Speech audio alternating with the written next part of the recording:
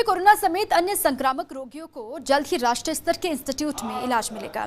Corona महामारी से उपजी स्थितियों से सरकार ने सबक लिया है। सरकार ने अपने बजट में जयपुर को राष्ट्रीय स्तर के 2 चिकित्सा संस्थानों की सौगात दी है।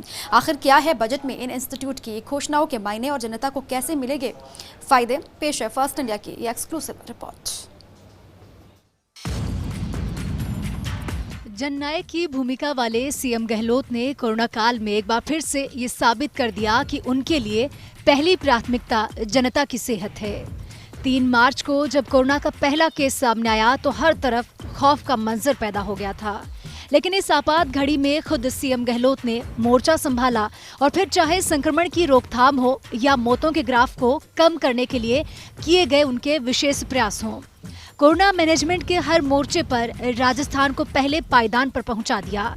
हालांकि अब कोरोना का प्रकोप राजस्थान में कम हो रहा है, लेकिन सीएम गहलोत ने भविष्य की जरूरत को देखते हुए इस बजट में इंस्टीट्यूट ऑफ ट्रॉपिकल मेडिसिन और साथ ही इंस्टीट्यूट ऑफ वायरोलॉजी की बड़ी घोषणा की है।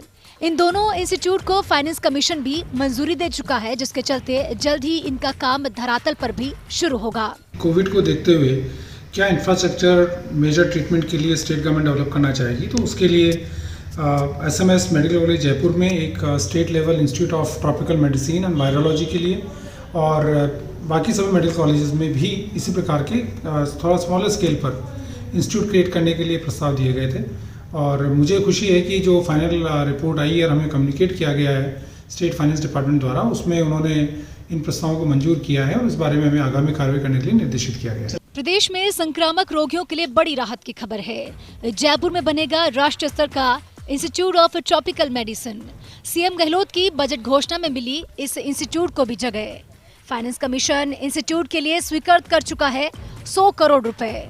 इसके साथ ही अजमेर, जोधपुर, बीकानेर, उदयपुर और कोटा मेडिकल कॉलेज के लिए भी 30-30 करोड़ रुपए स्वीकृत हुए।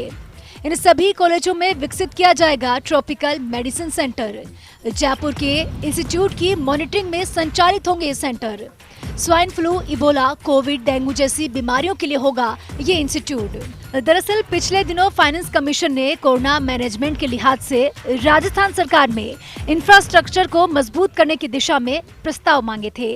गहलोत सरकार ने इस प्रस्ताव में राष्ट्रीय इंस्टीट्यूट को पहली प्राथमिकता बताया और इसी के आधार पर ही 2 इंस्टीट्यूट ऑफ ट्रॉपिकल मेडिसिन के अलावा इंस्टीट्यूट ऑफ वायरोलॉजी को भी मंजूरी मिली है। दोनों ही इंस्टीट्यूट एसएमएस मेडिकल कॉलेज के अधीन बनाए जाएंगे, जिस पर करीब 300 करोड़ रुपए खर्च होंगे। ट्रॉपिकल मेडिसिन इंस्टीट्यूट का सबसे बड़ा फायदा ये होगा कि इसके बनने के बाद एसएमएस अस्पताल की वर्किंग बिल्कुल प्रभावित नहीं होगी। संक्रामक रोगी सीधे तौर पर ट्रॉपिकल मेडिसिन इंस्टीट्यूट में जाएंगे, जिससे काफी हद तक संक्रमण को रोका जा सकेगा।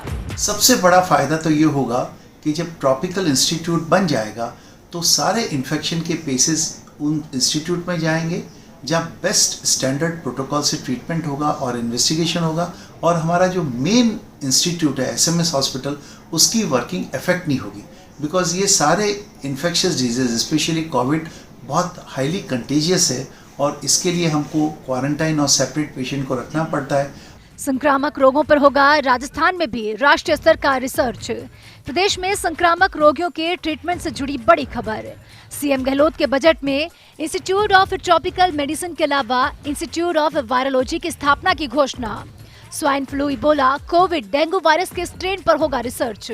सीएम गहलोत ने कोरोना महामारी को देखते हुए स्टेट के मेडिकल बजट को करीब 22% तक बढ़ा दिया, जो कि साफ बयां करता है कि वे सेहत के सेक्टर को लेकर कितने संजीदा है।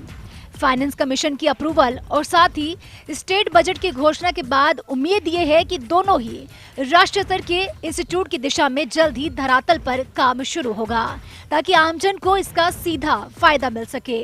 विकास Sharma, First India News, Jaipur.